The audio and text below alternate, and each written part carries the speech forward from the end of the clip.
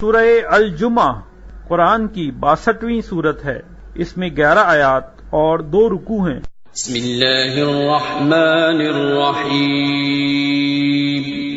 شروع اللہ کا نام لے کر جو بڑا مہربان نہایت رحم والا ہے۔ جو چیز آسمانوں میں ہے اور جو چیز زمین میں ہے سب اللہ کی تسبیح کرتی ہے۔ جو بادشاہ حقیقی ہے، پاک ہے، زبردست ہے، حکمت والا ہے۔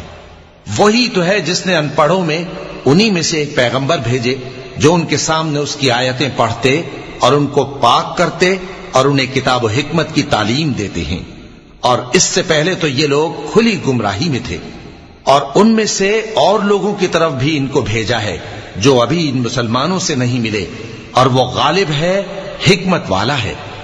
یہ اللہ کا فضل ہے، جسے چاہتا ہے عطا فرماتا ہے، اور اللہ بڑے فضل کا مالک ہے۔ جن لوگوں کو تورات کا حامل بنایا گیا پھر انہوں نے اس کے حامل ہونے کا حق ادا نہ کیا، ان کی مثال گدھے کی سی ہے جس پر بڑی بڑی کتابیں لدی ہوں۔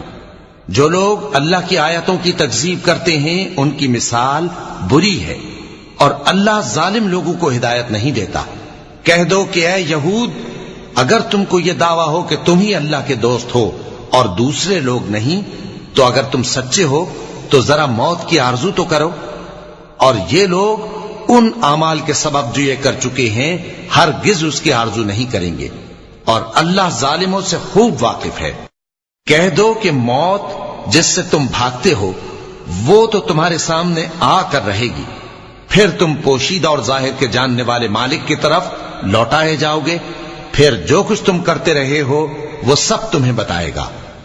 مومنو، جب جمعے کے دن نماز کے لیے اذان دی جائے تو اللہ کے ذکر کی طرف لپکو اور خرید و فروخت ترک کر دو، اگر سمجھو تو یہ تمہارے حق میں بہتر ہے۔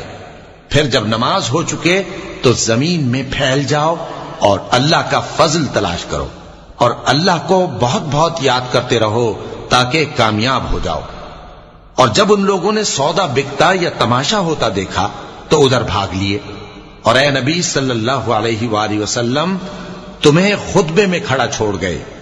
کہہ دو کہ جو چیز اللہ کے ہاں ہے وہ تماشے اور سودے سے کہیں بہتر ہے، اور اللہ سب سے بہتر رزق دینے والا ہے۔